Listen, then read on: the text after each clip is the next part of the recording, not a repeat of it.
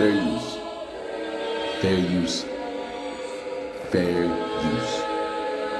We've interviewed a number of experts on the show, people familiar with footage in the possession of the U.S. military, who have said there is tape out there of unidentified flying objects descending from the sky and then disappearing into the ocean. Well, today, that video emerged. The Pentagon has just confirmed that the footage is real.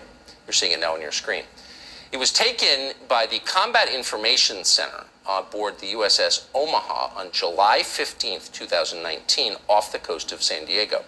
As far as we know, the UFO in question was never recovered. There was no material indicating a crash. More than that, we don't know. Tom Rogan is a Washington Examiner columnist, well-versed in the subject. He joins us tonight. Tom, what do you think we're looking at here? Well, I think we may well be looking at a true unknown, which is to say... This is something that makes a lot of people uncomfortable. Like, why are we sending things all the way up there if we haven't looked all the way down there? You get to Mars by going through the ocean. This is something that makes a lot of people uncomfortable. Like, why are we sending things all the way up there if we haven't looked all the way down there? You get to Mars by going through the ocean. Again, fair use. This is for educational purposes, fair use. Baffled by the mysteries of the deep sea, which is littered with strange oddities that are not easily explained. Not only have many oceans remained unexplored, but many lakes and other bodies of water hold secrets waiting to be uncovered. From black holes found in the ocean to underwater supervolcanoes that could erupt at any moment. Let's take a look at the most bizarre deep-sea anomalies that have left scientists speechless.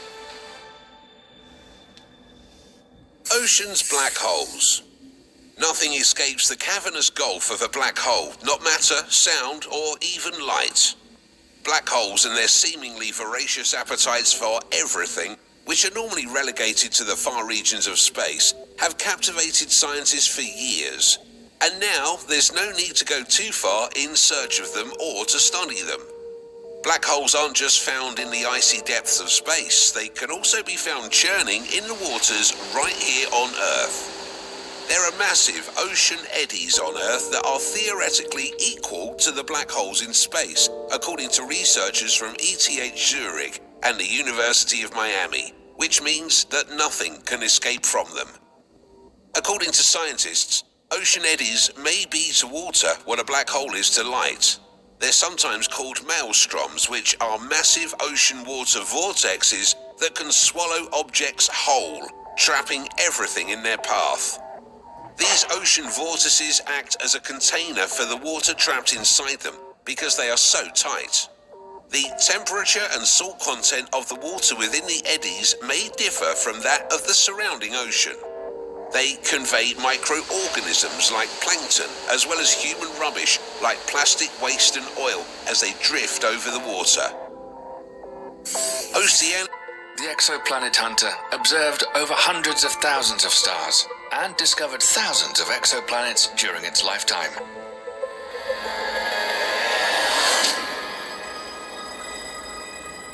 Liftoff of the Delta II rocket with... Launched in 2009 as part of NASA's Discovery program, Kepler's job was to constantly scan a fixed patch of sky within our Milky Way galaxy to find planetary systems. At the time of the launch, it had the largest primary mirror ever sent into space, and it also had a 96-megapixel camera to process the light. Astronomers were interested in finding out just how many stars have planets orbiting around them, and how many of these extrasolar planets or exoplanets have conditions that are suitable for life to develop. In its 9 years in space, Kepler observed 530,536 stars and confirmed the existence of 2,662 new exoplanets. These exoplanets are unlike anything we've ever seen in our solar system before. Most of them are significantly bigger than Earth and orbiting so close to their stars that they complete one revolution every several days. And there are some very strange worlds. Some have star-facing sides with temperatures that can melt iron, and have entire hemispheres covered with oceans of liquid molten rock. Other exoplanets the size of Jupiter orbit not one but two stars, if you were standing on the surface of one of these planets, you'd be able to see a binary sunset. But Kepler's legacy is that it successfully found Earth-sized worlds orbiting at a safe distance from their host stars inside what's known as a habitable zone, or Goldilocks zone. This is where the temperatures are warm enough for water to condense on their surfaces, but not so cold that it will just freeze up entirely. Although being in this zone doesn't guarantee the existence of life, the presence of water is significant and the foundation of life as we know it. One such exoplanet discovered by Kepler that has recently generated excitement among researchers is called K2-18b. In September 2019, two scientific teams independently announced that they found signs of liquid water in the planet's atmosphere. Situated 124 light-years away from Earth, K2-18b is about 8 times the mass of Earth and 3 times as big. It orbits a main sequence red dwarf star called K2-18. A red dwarf star is the smallest, coolest star, and by far the most common type of star in the Milky Way. According to Kepler's data, astronomers estimate that 6% of red dwarf stars have an Earth-sized planet in the Goldilocks zone, at least in our neighborhood. To find water on the surface of one such planet is a landmark discovery in the search for potentially habitable alien worlds. K2-18b is also the first planet with water out of all of the exoplanets discovered by Kepler. And yet, within this quiet and mysterious realm lies the pathway to more wonder, riches, and danger than any single universe could ever hope to contain. Today, we're exploring the mysterious wood between the worlds. And as you'll soon discover, its mystery runs deeper than you might have ever imagined. Now, this is a very complex topic, and there are some extremely interesting questions and theories that surround the wood between the worlds. So, we're going to break this up into a 2-part series. In today's episode, we'll take a look at all we know about this mysterious realm. In part 2, we'll dive into the theories and speculations of the wood between the worlds. There's a lot to cover, so let's get started. It's time to leave the Shadowlands behind and step into a world that's more real than our own. It's time to follow me into the wardrobe.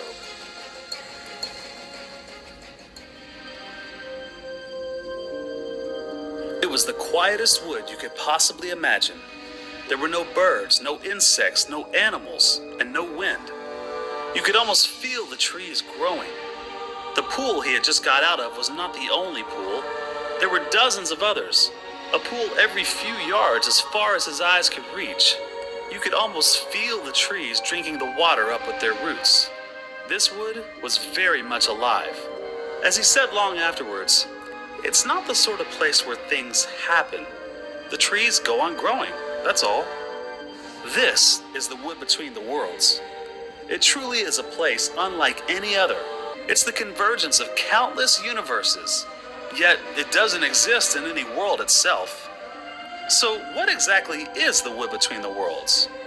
Well, at first glance, it seems to be a dense, lush, warm, wooded realm filled with countless small silvery pools as far as the eye can see. In general, it appears to be uninhabited, though there is some evidence to suggest there may be an established population of feral guinea pigs running about. More on that later. However, if you search just beneath the surface, pun intended, you'll discover that in reality, the wood between the worlds is actually a nexus point, a realm that exists outside of all other universes, yet serves as a connection point between each world. And every shallow pool is actually a portal to another universe. It's like the grand central station of the multiverse, providing instant access from one universe to the next. Now, some have speculated that the wood is located in Aslan's country. However, it's clear that this wood is in no world at all. And Aslan's country is the world that contains every other world.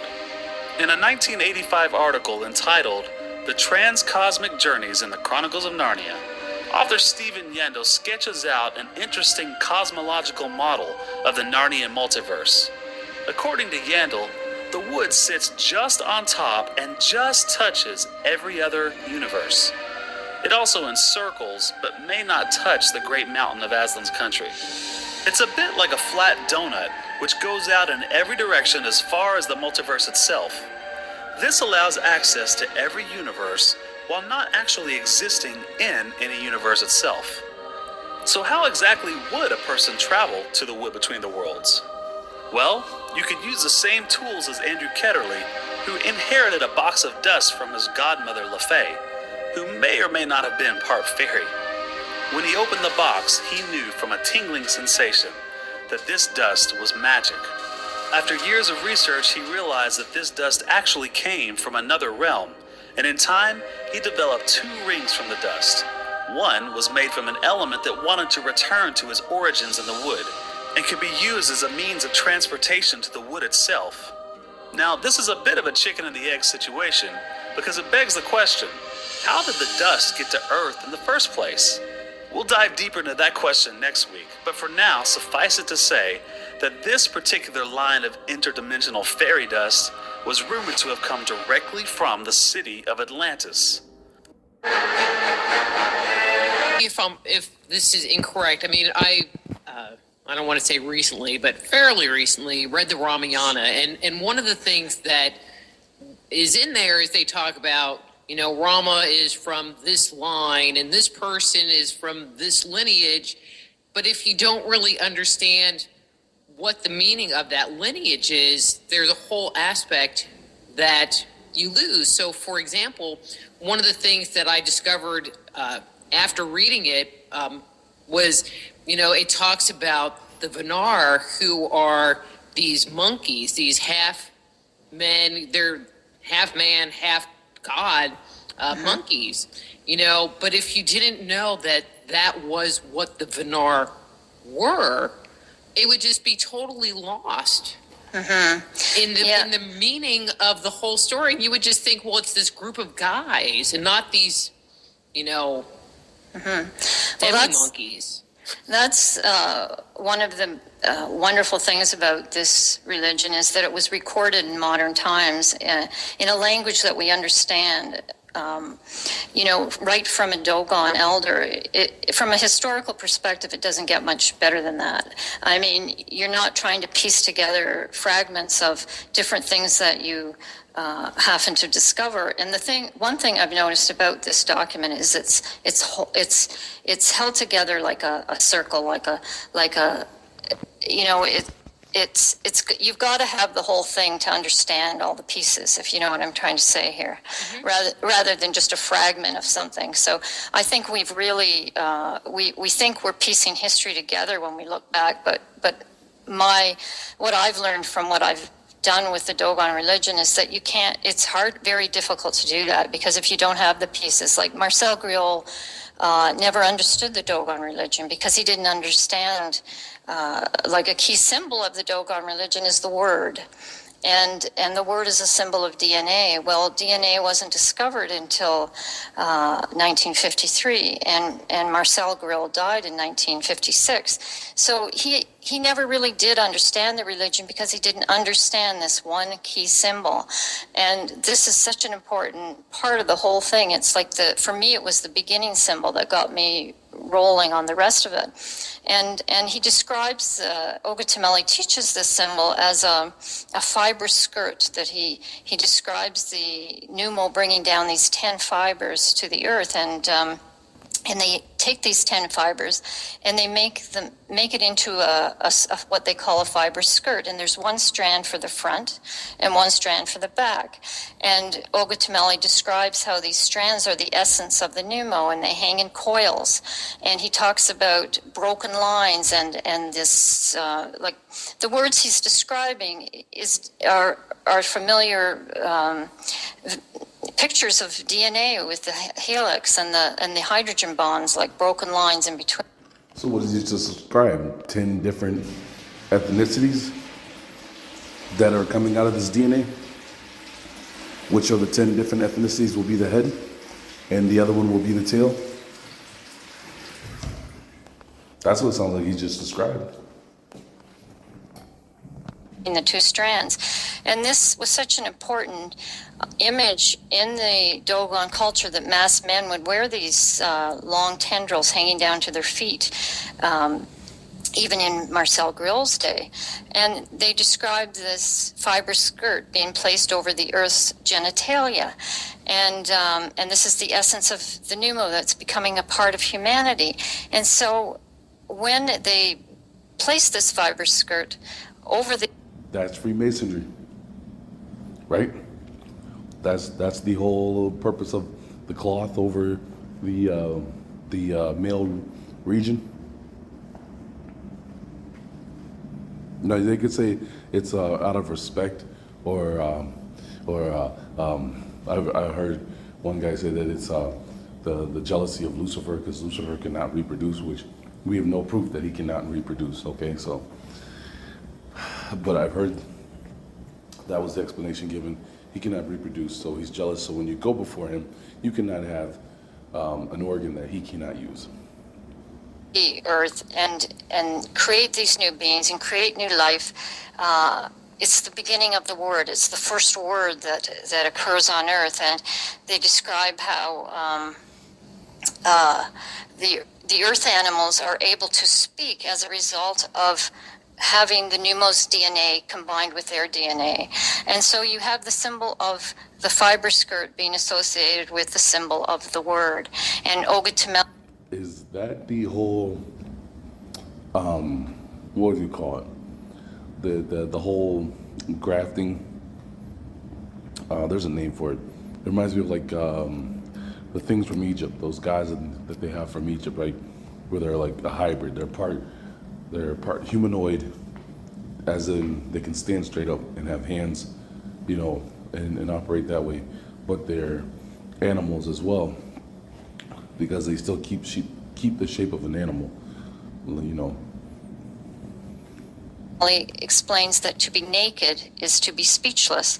And of course we see the same symbolism in the biblical passage in Genesis with Adam and Eve, and they eat the fruit from the tree of knowledge, and they gain intelligence, and they realize they're naked, and we get this image of the clothing as being associated with the word, and the serpent is the one who tells them to eat the fruit. And of course, Joseph Campbell discusses this passage in his book, Mass of God, and he says that there's no mention in the Bible that the serpent who spoke to Eve had been revered in the Eastern Mediterranean for 7,000 years before the composition of the book of Genesis.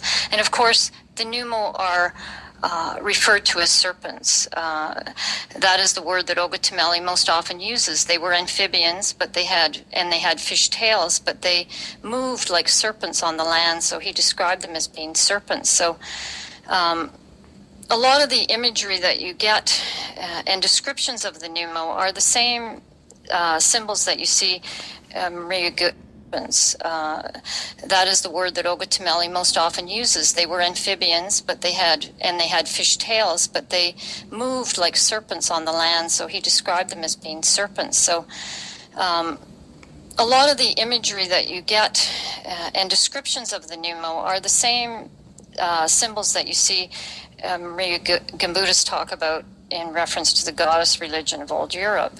And some of these images go back to the Neolithic period, which is 10,200 BC that we're talking, and the pneumo were amphibians, so you see them being associated with frog goddesses in these other ancient cultures, like in Egyptian, for instance, the Heket is the frog goddess. And you see the Greek goddess Artemis being worshipped as a toad in Italy and Lithuania.